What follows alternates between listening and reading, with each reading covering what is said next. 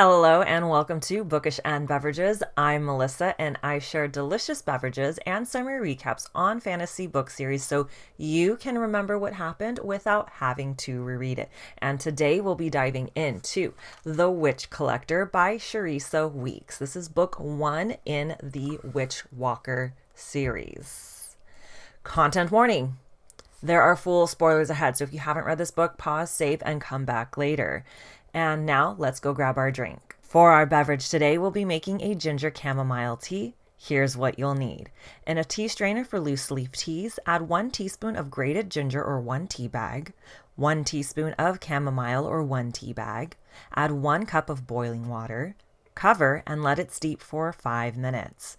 Once it's done steeping, strain the tea, add honey or sweetener to your taste, stir, and enjoy. Drinks in hand, let's dive into our book. So it is collection day, and it's been 8 years since the infamous witch collector took Reyna Bloodgood's sister, Nefel, to the immortal Frost King's home in Winterhold. Reyna is non-speaking, but she doesn't let that stop her from using her magic by singing with her hands. The catch is, no one in her village except her long-gone sister knows about her magical abilities because she doesn't have any witch's marks on her body.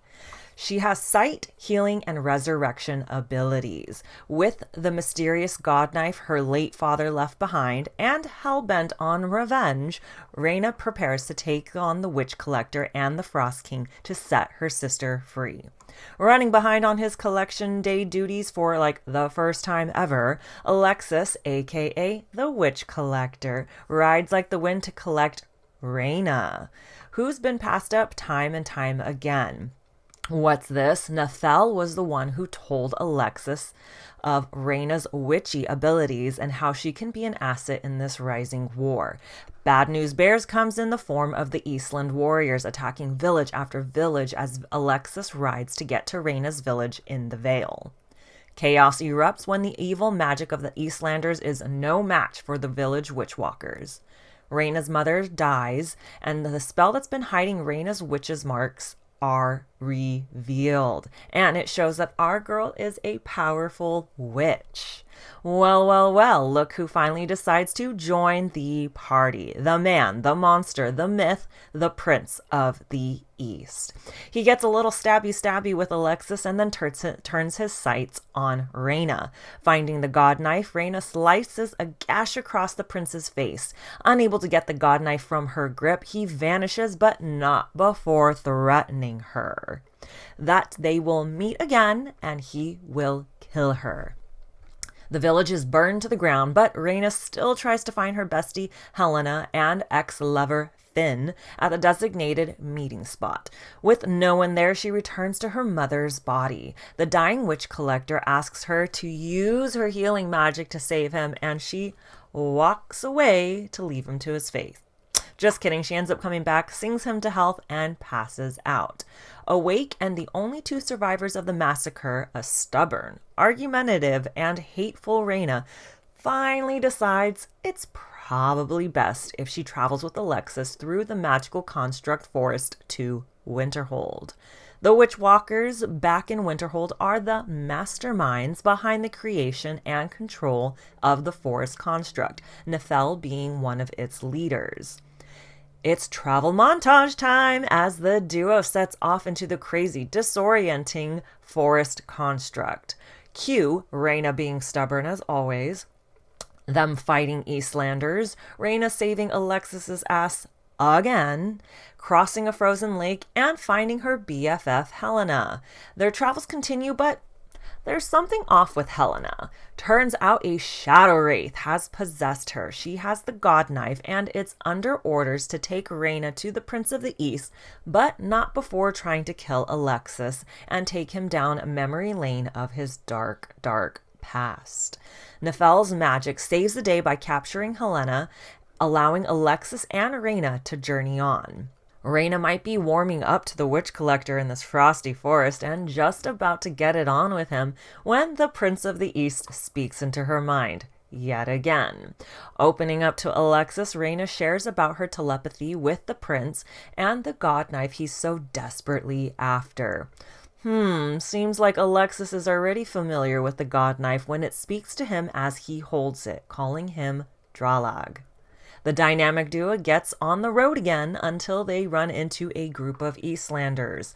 Alexis tells Reyna to stay put, and he'll go take care of them. And by that, I mean unaliving them. Of course, the rebellious Reyna disobeys his one command to stay put no matter what.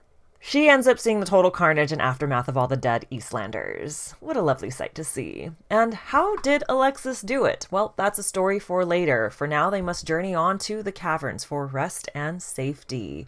Waking up snuggly, bugly, and warm with Alexis, it's time to get the fire going again. And gather around, kids, it's story time. But the story starts further back.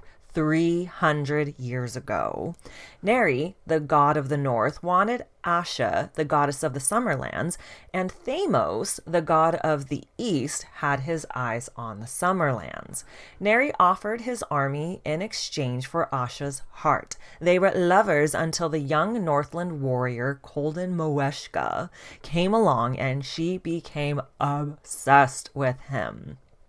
Asha tricked Kolden into her bed with a lust potion, but before she did, he was already falling for Fia, the soon-to-be Fire Queen of the Summerlands. Once the lust potion ran out, a furious Kolden chained Asha for deceiving him and gifting him with immortality. He fled back to the north and built Winterhold. Wanting to make amends for Asha's wrongdoings, Queen Fia invites Kolden back to the Summerlands to be celebrated. He reluctantly shows up after being convinced by his mysterious friend and is also promised that Asha wouldn't be there. Kolden and Fia drink, party, dance, and bounce chicka wow wow. And guess who shows up on day 3 and catches the 2 lovebirds? Asha. In a fit of jealousy, she bans Kolden from the city of ruin. Neri shows up to the party and strikes a deal with Asha, her heart for eternity, in exchange for making Fia immortal. Sounds like a long, happy ever after for the 2 lovebirds, right? Wrong. Neri also made it so that Fia would have the element of fire within her and Kolden the element of frost so that they couldn't come together again in their long, immortal lives. So sad. But wait, there's more. Neri and Asha are condemned and buried thanks to Thamos' influence. With both dead, the power-hungry Thamos wanted to claim both their lands, but Erden, the god of the Western Drift, said, No, that's not going to happen on my watch. So Thamos appointed a king, King Garen, who employed a sorcerer called Undralag to create the god knife from his own body so he could kill Erden. Which he did, but Erden got the last laugh when he took Thamos down with him. Now all the gods are dead, and only the god knife can resurrect a dead god. Could this be why the Prince of the East wants the god knife? But wait, there's even more. The god knife was lost when the last 2 gods died, and Undralag was tasked to find it. But he was like, screw this, I'm done, and fled to the north, even though the god knife called to its maker, Undralag. Alexis is Undralag. Dun, dun, dun. But wait, there's more. Again. His family was killed after they fled the Eastlanders, and he searched for a way to bring them back. He went to the Shadow World and came back with a hitchhiker, Neri. But he's like a human cage, and Neri is trapped inside of him. Yeah, well, Reyna doesn't take this last bit of info too well, but Alexis kisses her anyway before heading out to gather more kindling and scope out the wolf situation. Alone in the cavern, Reyna hears someone sneaking in and attacks. Luckily, the attacker stops her because it's Helena, and she's free from the Shadow Wraith, finally. They fill each other in on what's happened to both of them since the night of the village attack. Realizing it's been way too long since Alexis left, Reyna uses her built-in Find My App sight abilities to find his location. Uh-oh, the Eastlanders have him. The Eastlanders try to use a beaten and chained up Alexis to lure Reyna out, but Helena shows up to take them to Reyna's dead body. It's a trap that the Eastlanders aren't entirely falling for. After everything, Reyna is still captured. Helena is fake killed by the undercover Eastlander named Ronan and left behind. And Alexis is stabbed with the god knife, left for dead. Helena wakes up and finds Alexis's dead body, and just when she's getting ready to head north, Alexis comes back to life and he's not alone. Reyna wakes up still a captive of the Eastlanders, but she's not the only one. Her sister Nefel enters the chat and she's being used as a bargaining chip against her. The Prince of the East will allow Reyna to spend some sister-sister time if she agrees to heal him and his men. She heals his face when news of an unexpected visitor is coming, and she gets shoved into a prisoner wagon with none other than the Frost King himself. There's all kinds of crazy commotion in the camp, and Reyna's wagon takes off, then tumbles down the side of a hill, setting her and Colden free. The unexpected visitor comes up to them and is none other than the dead god Neri himself. He's not fully corporeal. Never say that word right. Corporeal. I did it. Rather than kill Colden like he seemingly planned to, Neri steals his power, removes the curse, and then leaves. After setting all the captured witchwalkers free and a mini lovers reunion between Nefel and Colden, they all join the fight against the remaining Eastlanders. Reyna sees that Alexis is alive and Helena is fighting too. Reyna joins the fight until she notices the Prince of the East, but it seems like she's the only one that can see him.